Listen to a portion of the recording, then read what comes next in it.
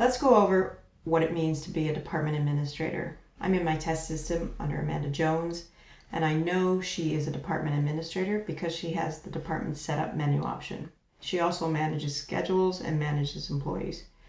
But let's take a look at what's part of the department setup. You can access department settings, departments, schedule types, and employees. And you also have user permissions because you can set system roles. So let's look at department settings. This is a list of all the settings within Recstaff.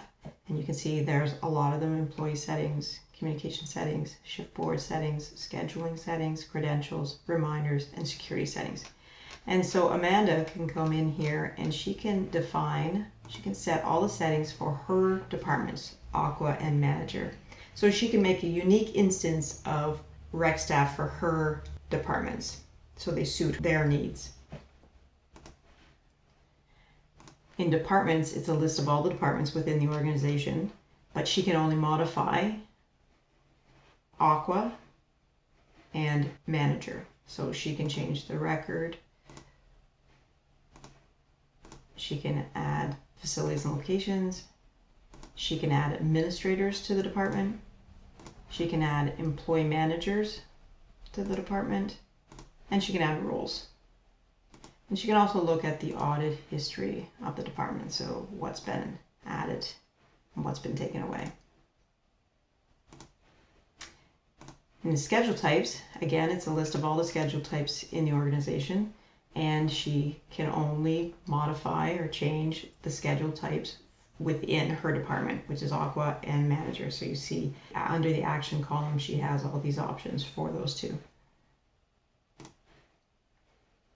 And then for employee types, these are the employee types for the entire organization. If I tried to, as a department administrator, change the record for the regular full-time employee type, I get the message saying, I can't do it, I have to be a site administrator. Same for the default hour limits for the entire organization. That also requires a site admin to do that. But I can go into my department and set my hour limits. So I can set my target minimum hours per week, target max, pay overtime after this many hours in a day, in a week, in a pay period. I can set that all specifically for my department. Now, if we wanted to add a department administrator, we would go down to user permissions. And this is a list of all staff within my organization. And I'm going to give Jordan Porter department setup. So that's step one. I've given him the permission to be a department administrator, and now I have to assign him to a department. So we go into department.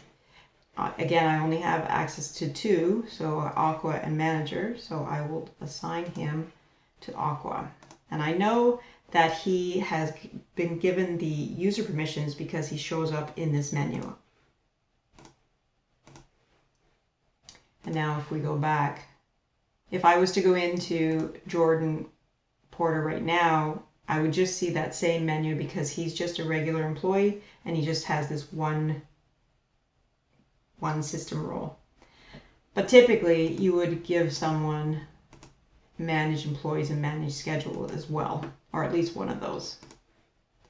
So let's do that. So I've given them step one, and now I need to go into departments and add Jordan to manage employees. So now he can manage employees in my Aqua department, and then I have to go to the schedule type and add him to my schedulers. And again, he's in the drop down because I gave him the user permission for managing schedules.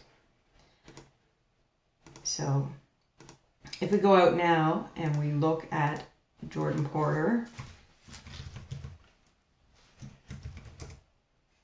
we see that he has managed schedules, managed employees, and he now has department setup, and so that makes him a department administrator.